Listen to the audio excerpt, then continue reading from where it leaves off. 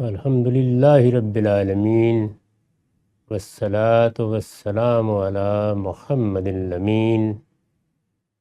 اعوذ باللہ من الشیطان الرجیم، بسم اللہ الرحمن الرحیم۔ خواتین و حضرات، ہم سورہ کہف کی آیت 39 سے درس کی ابتدا کر رہے ہیں۔ یہ وہی سلسلہ بیان ہے اس میں دو باغوں کی ایک تمثیل سے استدلال کیا گیا ہے۔ یہ تمثیل یہاں تک پہنچ گئی تھی کہ دو شخصوں میں سے جس کو اللہ نے توفیق دی تھی کہ وہ ہر چیز کو صحیح زاویے سے دیکھے، اپنے ساتھی کو نصیحت کی۔ اس نے توجہ دلائی کہ تمہیں مال ملا ہے، دولت ملی ہے، تم سمجھتے ہو یہ تمہارے باغات ہمیشہ ہرے بھرے رہیں گے، اور اس سے تم نے یہ نتیجہ نکال لیا ہے کہ دنیا میں اگر اللہ نے یہ عنایت فرمائی ہے تو آخرت میں بھی اسی اصول پر جنت کی نعمتیں تمہیں ہی ملیں گی۔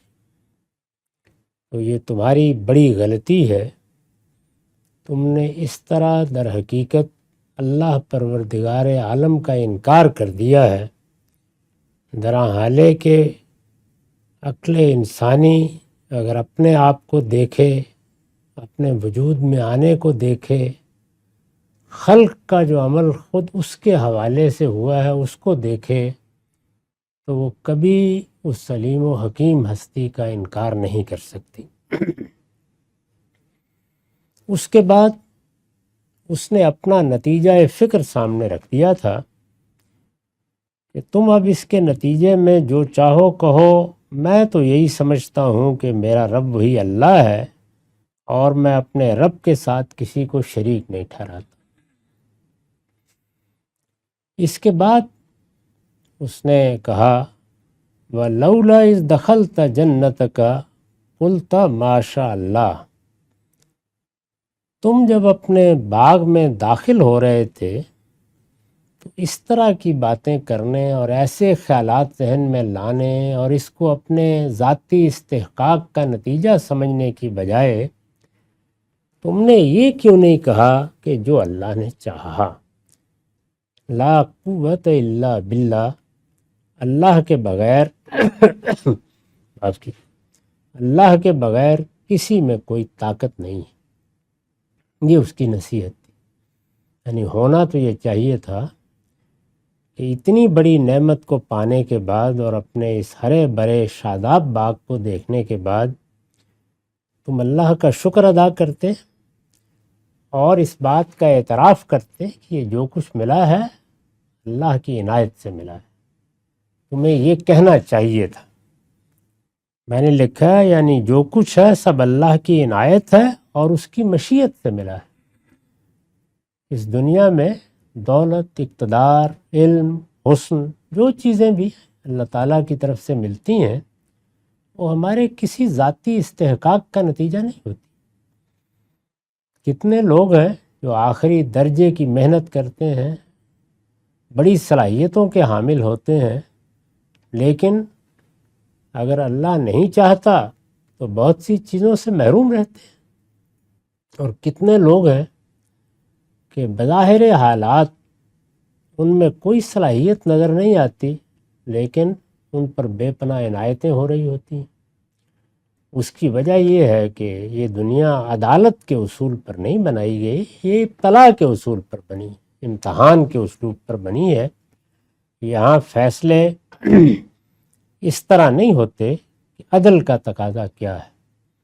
اللہ تعالیٰ اس دنیا کو امتحان کے قاعدے پر برپا کر کے یہ دیکھ رہا ہے کہ کون بہتر عمل کرنے والا ہے، وہ کون ہے جو اپنی عقل سے صحیح کام لیتا ہے، وہ کون ہے جو اپنے علم کو درست رکھتا ہے، وہ کون ہے جو اپنے علم کے مطابق عمل کے تقاضے پورے کرتا ہے۔ یہ امتحان ہے جس میں اللہ نے مجھے آپ کو ہر شخص کو ڈالا ہے۔ اس میں ظاہر ہے کہ جو نعمت بھی ملی ہے وہ باغات ہیں، وہ گلے ہیں، وہ جانوروں کے ریوڑ ہیں، یا آج کے زمانے کی دولت ہے، اقتدار ہے، قدم و حشم ہے۔ بندہ مومن اگر صحیح زاویے سے دیکھے تو وہ یہی کہے گا کہ یہ سر تسر اللہ کی مشیت ہے، یعنی اس نے کرم فرمایا، اس نے فیصلہ کیا کہ وہ مجھے صبر کے امتحان میں نہیں ڈالے گا، اس نے میرے لیے شکر کا امتحان منتخب کیا۔ یعنی دولت دی ہے، اقتدار دیا ہے، حسن دیا ہے، صحت تندرستی دی ہے، میرے لیے مواقع فراہم کیے ہیں، ان میں سے کوئی چیز بھی ایسی نہیں جو میرا استحقاق بنتی ہو، یہ میرے رب کا فیصلہ ہے جو اللہ نے چاہا۔ تو یہ دو لفظوں کی بات تھی جو اس نے رکھی کہ وَلَوْلَا إِذْ دَخَلْتَ جَنَّتَكَ قُلْتَ مَا شَاءَ اللَّهُ، یعنی ایسا کیوں نہ ہوا کہ تمہیں یہ توفیق حاصل ہوتی کہ یہ اتنی بڑی نعمت پانے کے بعد یہ دو باغ، اور پھر جیسے باغوں کی پیچھے تصویر کھینچی گئی ہے اس زمانے کے لحاظ سے بڑی دولت ہے، اس طرح کی دولت تم نے پائی، تمہاری زبان سے یہ بات کیوں نہ نکلی؟ ظاہر ہے کہ زبان پر یہ محض الفاظ نہیں ہیں جس کی وہ تلقین کر رہا ہے، باطن میں انسان کے کیا حقیقت تھی جس کا اظہار ہوا، پیچھے بھی اظہار ہوا ہے، اس نے اس کو اپنی برتری کی دلیل کے طور پر پیش کیا ہے، اس کی زبان سے فخر و ابتہاج کے الفاظ نکلے ہیں، تو یہ تلقین کر رہا ہے کہ اگر تمہارے باطن میں صحیح شعور ہوتا تو یہ الفاظ تمہاری زبان سے نکلنے چاہیے تھے کہ ما شاء اللہ لا قوت الا باللہ، جو اللہ نے چاہا، جو اس نے عنایت فرمائی، جس کا اس نے فیصلہ کیا، یہ اسی کا کرم ہے اور اسی کی مہربانی ہے کہ مجھے اس طرح کی بڑی نعمت سے نوازا گیا ہے۔ اور دوسرا یہ کہ لا قوت الا باللہ، اللہ کے بغیر کسی میں کوئی طاقت نہیں ہے، یعنی یہاں جس کو جو طاقت ملی ہے، جس کو جو اقتدار ملا ہے، جس کو جو قوت ملی ہے، وہ سب در حقیقت اللہ کے دینے سے ملی ہے، اور اللہ کی اس مہلت کے نتیجے میں ملی ہے جو اس نے ابتلا کے لیے، امتحان کے لیے ہر ایک کو دے رکھی ہے۔ اصل قوت کس کی ہے؟ اس پروردگار کی۔ اصل طاقت کس کی ہے؟ اصل علم کس کا ہے؟ وہ اسی کا ہے۔ یہ کہنے کے بعد اس نے اپنے بارے میں اس کو بتایا کہ ان ترنی انا اقل منک مالا و ولدا، اللہ کے بغیر کسی میں کوئی طاقت نہیں ہے، اگر تم مجھ کو دیکھتے ہو کہ میں مال و اولاد میں تم سے کم ہوں، ظاہر ہے کہ یہ اس کا پڑوسی ہے، ساتھی ہے، دوست ہے، تو اس نے کہا کہ تم مجھے دیکھتے ہو کہ میرے پاس نہ اس طرح کے باغات ہیں، نہ وہ قدم و حشم ہے، نہ وہ قوت ہے، وہ چیزیں نہیں ہیں، تم اپنے آپ کو دیکھتے ہو کہ تمہاری حیثیت بہت بڑی ہے اور میں تمہارے مقابلے میں بہت کم ہوں، اگر تم مجھ کو دیکھتے ہو کہ میں مال و اولاد میں تم سے کم ہوں، تو اس نے کہا فَعَسَىٰ رَبِّي أَن يُؤْتِيَنِي خَيْرًا مِّن جَنَّتِكَ، تو عجب نہیں کہ میرا پروردگار مجھے تمہارے باغ سے بہتر باغ عطا فرمائے۔ یعنی کیا تعجب ہے، آج میری یہ حالت ہے، کل اسی دنیا میں میرے پروردگار کا کرم مجھ پر ہو سکتا ہے۔ یہاں تو تلک الایام نداولها بین الناس کا قانون ہے، دن بدلتے رہتے ہیں، وہ جو بالکل گرے ہوئے ہوتے ہیں اوپر اٹھاتے ہیں، جن کو کسی زمانے میں بڑی برتری حاصل ہوتی ہے، وہ بعض اوقات زمین پر سجدہ ریز ہو جاتے ہیں، کچھ بھی باقی نہیں رہتا۔ اس دنیا میں یہی زندگی جس کا ہم مشاہدہ کرتے ہیں بڑے رنگ دکھاتی ہے، بڑے بڑے صاحب اقتدار، قوموں کے بادشاہ، بڑی قوت رکھنے والے، بڑے لشکروں کے مالک بے بسی کی زندگی بسر کر کے رخصت ہوتے ہیں، اور کتنے غریب غربا، کتنے یتامہ، کتنے مسکین ہیں جن کو اللہ اٹھاتا ہے اور وہی دولت، وہی اقتدار، وہی نعمتیں دے دیتا ہے۔ تو اس نے کہا کہ اس میں کوئی تعجب کی بات نہیں ہے، کیونکہ یہاں کسی کا ذاتی استحقاق نہیں، وہی حقیقت جو میں تمہیں بتا رہا ہوں کہ تم نے یہ کیوں نہیں کہا کہ یہ اللہ کی مشیت ہے، اللہ کا فیصلہ ہے، اللہ نے جو چاہا وہی ہوا ہے، اور اللہ اگر کل یہ فیصلہ کر لے کہ مجھے یہ سب کچھ دے دے تو اس میں کوئی تعجب کی چیز نہیں۔ اس دنیا میں احوال بدلتے رہتے ہیں۔ اور اس نے کہا کہ وَيُرْسِلَ عَلَيْهَا حُسْبَانًا مِّنَ السَّمَاءِ فَتُصْبِحَ صَعِيدًا زَلَقًا، یعنی وہ اپنا فیصلہ تبدیل کر دے۔ اس نے امتحان کے لیے تمہارا انتخاب کیا کہ تمہیں دولت دے کر آزمائے، میرا انتخاب کیا کہ مجھے کم چیزیں دے کر میرا امتحان کرے۔ تجھے شکر کے امتحان میں ڈالا، مجھے صبر کے امتحان میں ڈالا، لیکن کیا عجب ہے کہ کل یہ صورتحال تبدیل ہو جائے اور میرے لیے اللہ تعالیٰ وہ اسباب فراہم کر دیں جو تمہارے لیے ہے، اور مجھ سے شکر کا تقاضا کرے، اور تمہارے ساتھ یہ ہو جائے کہ تمہارے باغ پر آسمان سے کوئی ایسی گردش بھیج دے کہ وہ چٹیل میدان ہو کر رہ جائے۔ او یصبح ماؤها غورا فلن تستطیع له طلبا، یا اس کا پانی زمین میں اتر جائے تم اس کو پھر تم کسی طرح نہ پا سکو۔ اس کے باغ میں نہریں بہہ رہی تھیں، سب کچھ اسے میسر تھا۔ اس نے کہا کہ ذرا اس پانی پر نگاہ ڈال کے دیکھ لو، اگر یہی زمین میں اتر جائے، یہ اس طرح تمہارے باغ کے نیچے بہنا بند ہو جائے، تو اس باغ کی رونق دنوں میں ختم ہو جائے گی، یہ چٹیل میدان ہو کے رہ جائے گا۔ یہ جس کو تم ہرا بھرا دیکھ رہے ہو یہ صحرا نظر آئے گا۔ اس پر کیا فخر کا اظہار کرتے ہو اور کس چیز کو بڑی اہمیت دے رہے ہو؟ تو یہ سب نصیحت اس نے کر دی۔ فرمایا یہ نصیحت کر کے وہ فارغ ہوا اور یہ باغ میں داخل ہوئے تو کیا ہوا؟ چنانچہ یہی ہوا۔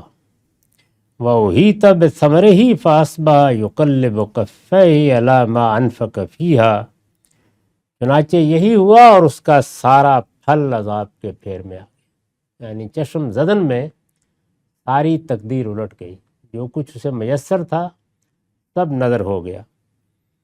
تو جو کچھ اس نے باغ پر خرچ کیا تھا وہ اس پر اپنے ہاتھ ملتا رہ گیا، سب محنت ضائع ہو گئی، سب سرمایہ ضائع ہو گیا۔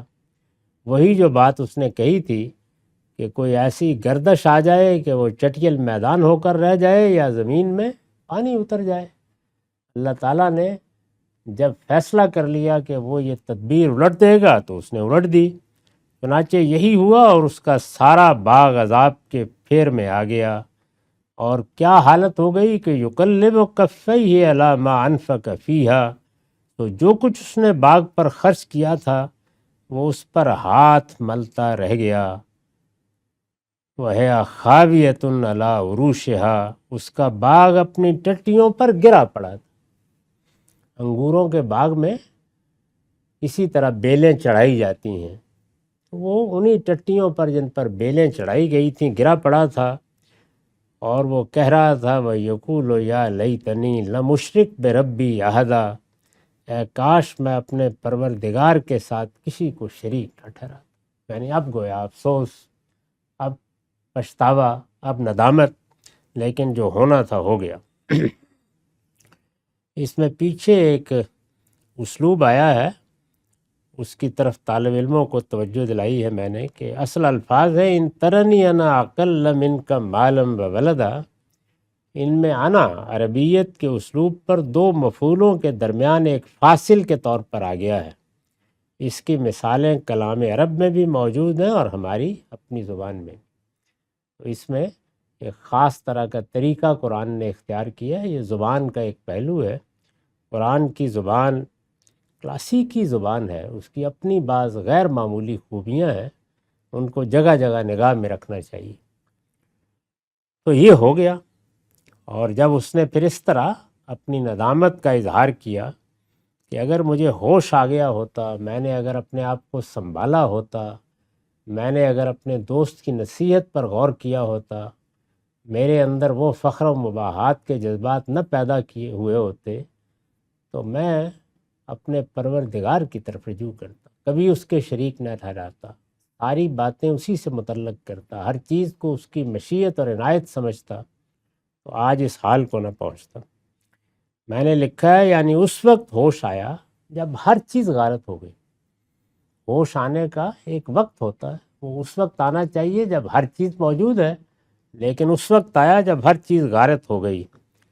تاج امام لکھتے ہیں تباہ شدہ باغ، یعنی جب گردش آئی تو تباہ شدہ باغ، وہی باغ جو پیچھے ذکر ہوا کہ لہلہاتا باغ تھا اور جس میں کھجوروں کے درخت بھی تھے اور انگوروں کی ٹٹیاں بھی تھیں اور ان کی بیلیں بھی تھیں اور کھیتیاں بھی تھیں اور چمن بھی تھے اور معلوم نہیں کیا کیا تھا، اور نیچے نہریں بہہ رہی تھیں۔ وہ باغ تباہ شدہ باغ اب سامنے تھا۔ تباہ شدہ باغ ایک میت کی طرح سامنے تھا، یعنی جیسے ہنستا بستا کوئی شخص دنیا سے رخصت ہو جائے تو کیا ہوتا ہے، یعنی ایک بے جان لاش ہوتی ہے پڑی ہوئی، ہمارا بھائی بیٹا کتنا ہی عزیز کیوں نہ ہو۔ تباہ شدہ باغ ایک میت کی طرح سامنے تھا اور وہ اس کی لاش پر کھڑا اپنے دونوں ہاتھ مل رہا تھا کہ اس سے، یعنی اس باغ سے کچھ یافت ہونی تو الگ رہی، وہ تو بڑی امیدیں لے کے کھڑا تھا کہ میرے اس باغ سے تو اب کھتے بھر جائیں گے اور بڑی نعمتیں حاصل ہوں گی اور بہت مہنگا بکے گا۔ اس سے کچھ یافت ہونی تو الگ رہی، جو کچھ اس کے رکھ رکھاؤ پر خرچ کیا وہ بھی برباد، یعنی ہر چیز ختم ہو گئی۔ اس وقت اسے اپنے ناسے کی، جو اس کا دوست اسے نصیحت کر رہا تھا، اس کی بات یاد آئی اور نہایت حسرت کے ساتھ بولا کہ کاش میں کسی کو اپنے رب کا شریک نہ بنا۔ اس آخری جملے کا مطلب یہ ہے، میں نے لکھا ہے کہ اس آخری جملے کا مطلب یہ ہے کہ اے کاش میں اپنی دولت و ثروت، جمیعت و عصبیت اور خدم و حشم کو معبود بنا کر ان کی پرستش نہ کرتا۔ معبود ایک تو وہ ہیں کہ جن کی طرف بعض غیر معمولی صلاحیتیں یا اختیارات منسوب کر کے انسان ان کو پوجتا ہے، اور ایک معبود یہی دولت، یہی اقتدار، یہی قوت، یہی نعمتیں بن جاتی ہیں۔ تو اس نے کہا کہ کاش میں ایسا نہ کرتا، بلکہ ان سب چیزوں کو اپنے پروردگار کی عنایت سمجھتا اور اس کا شکر گزار ہوتا۔ کاش ایسا ہوتا تو آج میں اس انجام کو نہ پہنچتا۔ وَيَقُولُ يَا لَيْتَنِي لَمْ أُشْرِكْ بِرَبِّي أَحَدًا، وہ کہہ رہا تھا کاش میں اپنے پروردگار کے ساتھ کسی کو شریک نہ ٹھہراتا۔ وَلَمْ تَقُلْ لَهُ فِئَةٌ يَنْصُرُونَهُ مِنْ دُونِ اللَّهِ وَمَا كَانَ مُنْتَصِرًا، اس کے پاس کوئی جتھا نہ تھا جو خدا کے مقابلے میں اس کی مدد کرتا۔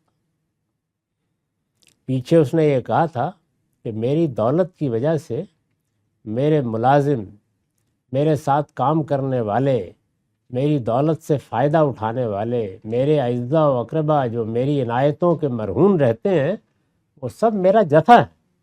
ان کے ہوتے ہوئے کوئی میلی آنکھ سے میری طرف دیکھ کیسے سکتا ہے؟ فرمایا کہ جب پھر ہم نے فیصلہ کر لیا تو کوئی جتھا اس کے کام نہ آ سکا جو خدا کے مقابلے میں اس کی مدد کرتا۔ یہ میں نے لکھا ہے کہ یہ اس جتھے کی طرف اشارہ ہے جس کا ذکر پیچھے عز و نفرن کے الفاظ میں ہوا ہے، جب اس نے اپنی دولت کا اور اس دولت کے نتائج کا ذکر کیا تو وہاں یہ الفاظ تھے کہ میں تو عز و نفرن ہوں، یعنی میرے بہت زوردار ساتھی اور حمایتی اور میرے خدم حشم سب ہیں، تو وہ میرے ساتھ کھڑے ہوں گے، لیکن وہ کچھ بھی نہ ہوا۔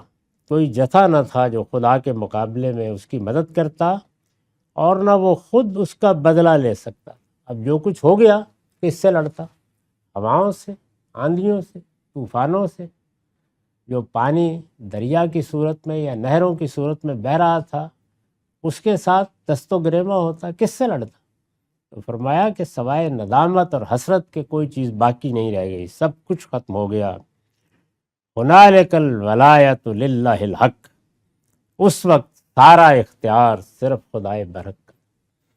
اس طرح کے موقع ہوتے ہیں جب انسان کو یہ بتایا جاتا ہے، یہ جو قرآن مجید کا یہ بے مثال جملہ ہے کہ هُنَالِكَ الْوَلَایَةُ لِلَّهِ الْحَقِّ، اس وقت دیکھو سارا اختیار اس خدا کے پاس، اس پروردگار کے پاس۔ اس لیے کہنے کی ضرورت پیش آتی ہے اور خاص مواقع پر کہ عام حالات میں اللہ تعالیٰ نے اپنے اس اختیار پر پردہ ڈال رکھا ہوا، اس دنیا کو اس طرح بنایا ہے کہ یہ خود کار طریقے سے چل رہی ہے، اس میں ایسے قوانین بنا دیے ہیں کہ یہ لگتا ہے کہ یہ قوانین بجائے خود اس کائنات کے خالق ہیں۔ اس میں اس طریقے سے چیزیں پے در پے نمودار ہوتی ہیں یا چیزوں کے تاثیرات اور خواص کا اظہار ہوتا ہے کہ دنیا کے بڑے بڑے حکماء یہ سمجھنے لگ گئے ہیں کہ یہی کائنات ہماری خالق ہے۔ اس کا معاملہ ایسا ہی، یعنی انسان اس کو جب دیکھتا ہے تو اس پر ایسا پردہ اور ایسا حجاب ہے کہ اس کے نتیجے میں وہ یا اس کائنات کو سب کچھ سمجھنے لگ جاتا ہے یا اپنے آپ کو سب کچھ سمجھنے لگ جاتا ہے، اور پھر دونوں چیزیں مل کر ایک پورا فلسفہ پیدا کر دیتی ہیں۔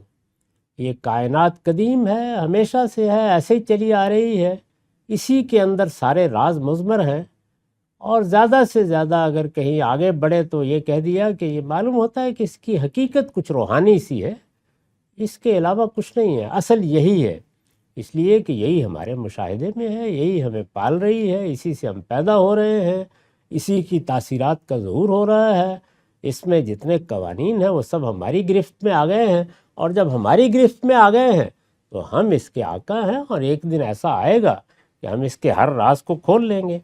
تو یہ انسان کے ساتھ ہوتا ہے، چنانچہ پھر اللہ تعالیٰ جھنجھوڑ دیتے۔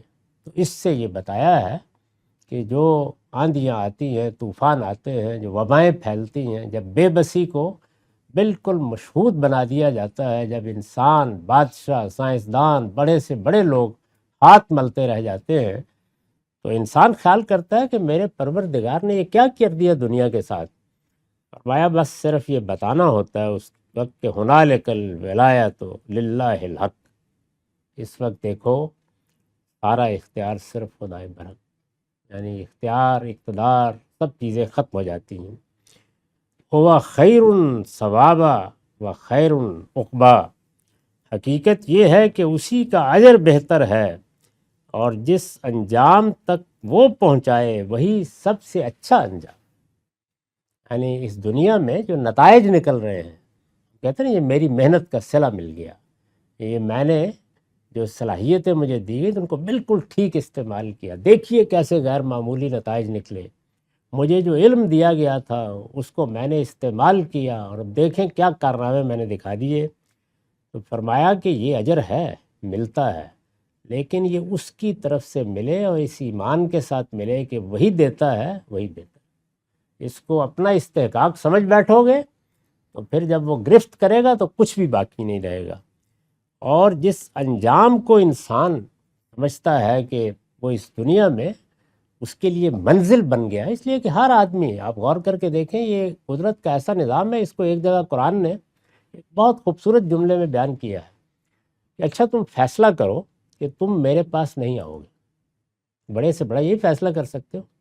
فرمایا انک کادح الی ربک کدحا، جس طرح سے کوئی جانور تم کھینچنا چاہتے ہو نا اس کو کہ ادھر آؤ، اور وہ اپنی ٹانگیں زمین میں دھسا لیتا ہے اور پیچھے کی طرف جاتا ہے، لیکن کھینچ لیتے ہو نا، ہم بھی تمہیں ایسے ہی کھینچ رہے ہیں، جتنا زور لگانا ہے لگا لو، کشاں کشاں ہماری طرف آ رہے ہو، ہر دن ہر لمحے 2 قدم ادھر بڑھاتے۔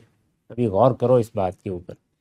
اور اسی طرح جس انجام کو تم بڑی چیز سمجھتے ہو، وہ جتنا کچھ بھی انجام ہے وہ اپنی حقیقت کے لحاظ سے اگر انجام بنے گا اور فی الواقع ایک بڑی منزل ہے جس کو انسان حاصل کرے، تو وہ اللہ کا طے کردہ انجام، یعنی آخرت اور دنیا میں بھی وہی اچھے انجام تک پہنچائے۔ یعنی انسان اس دنیا سے رخصت ہو تو اللہ کی نعمتیں، اللہ کا کرم رہے، وہ ایمان پر رہے، وہ اپنا ایمان سلامت لے کر جائے، اور اس کو جو کچھ اللہ نے یہاں دیا وہ سب اس کے لیے خیر اور بدر کا بن جائے، اگلے سفر کے لیے سامان سفر بن جائے، زاد راہ بن جائے، رخت سفر بن جائے۔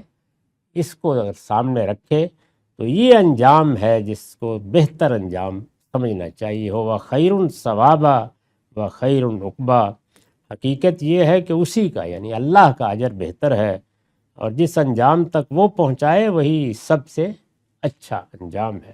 یہ تمثیل یہاں ختم ہوئی، اس کے بعد فرمایا وَضْرِبْ لَهُمْ مَثَلَ الْحَيَاةِ الدُّنْيَا، یعنی یہ ساری مثال بیان کر کے یہ دو باغوں کا قصہ، یہ جس طرح اس پر اللہ کا عذاب آیا،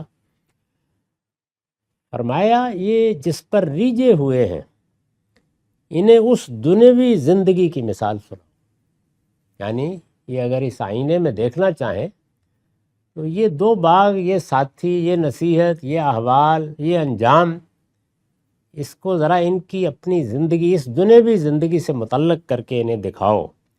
یہ جس پر ریجے ہوئے ہیں انہیں اس دنیوی زندگی کی مثال سناؤ. فرمایا کبھی غور کیا تم نے اپنی اس دنیاوی زندگی پر؟ کَمَاءٍ أَنزَلْنَاهُ مِنَ السَّمَاءِ، یہ ایسی ہے جیسے پانی ہو. دنیاوی زندگی کی مثال سناؤ، یہ ایسی ہے جیسے پانی ہو جسے ہم نے آسمان سے بارش برسا کر اتارا. فاختلط بِهِ نبات الارض، پھر اس سے زمین سرسبز و شاداب ہوئی، اس کی نباتات سر اٹھا کے کونپلیں بنی، گدرائیں، درخت بن گئے، کھیتیاں بن گئیں، چمن بن گئے، خوب گھنی ہو گئی. اور اچانک کیا ہوا، وہ پانی ہم نے کچھ دنوں کے لیے روک لیا تو فَأَصْبَحَ حَشِيمًا تَذْرُوهُ الرِّيَاحُ، پھر وہ چورا ہو کر رہ گئی جسے ہوائیں اڑاتی پھرتی. یہی دنیاوی زندگی، یعنی دنیا کی زندگی کے یہی نشیب و فراز ہے. فرد کو دیکھنا ہو گرد و پیش میں تو یہ دن بدلتے، دن آتے، دن جاتے، غریب اور مسکین اوپر اٹھتے، بڑے بڑے لوگ زمینبوس ہوتے دیکھ سکتے. قوموں کو دیکھنا ہو تو دنیا پر پورے جبروت کے ساتھ حکومت کرتی قوموں کے احوال پڑھو اور پھر دیکھو کیسے ریت میں مل گئی. تو یہ دنیا تو معشرستان ہے. تم اگر دیکھو تو یہ دنیا بالکل اسی اصول کا ہر دن، ہر وقت، ہر لمحے اظہار کر رہی ہے جس کو اس پوری کائنات کے بارے میں خدا اور اس کے پیغمبر بیان کر رہے ہیں. یعنی یہ کہ اس میں ہر لحظے کچھ نہ کچھ نتیجہ خیز ہو رہا ہے، اس میں ہر لحظے کوئی نہ کوئی شخص کسی انجام کی طرف بڑھ رہا ہے، اس میں ہر لحظے جزا و سزا برپا ہے. وہ جو کچھ تم دیکھتے ہو اور جو شب و روز تمہارے سامنے آتا ہے، موت کا، زندگی کا ایک سلسلہ ہے جو خود تمہاری آنکھوں کے سامنے خود تمہارے اوپر بیتتا رہتا ہے. رات کو سو جاتے ہو تو اسی طرح جیسے قبر میں سو جاؤ گے، صبح آنکھ کھلتی ہے تو اسی طرح جیسے صبح نشور اٹھ کھڑے ہوگے.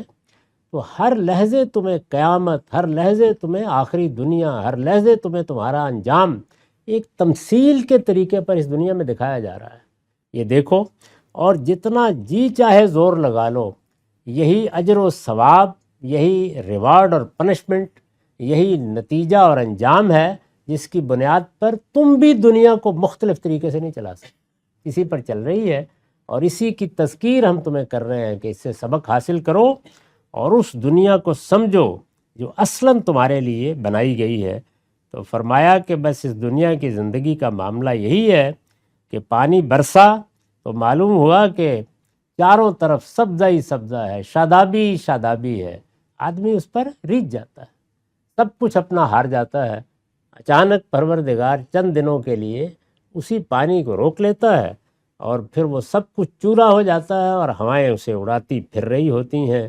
وَأَصْبَحَ حَشِيمًا تَذْرُوهُ الرِّيَاحُ وَكَانَ اللَّهُ عَلَىٰ كُلِّ شَيْءٍ مُقْتَدِرًا، اللہ ہر چیز پر قدرت رکھنے والا ہے. یعنی جب یہ سب کچھ ہوتا ہے تو سبق دے رہا ہوتا ہے کہ اللہ ہر چیز پر قدرت رکھنے والا ہے.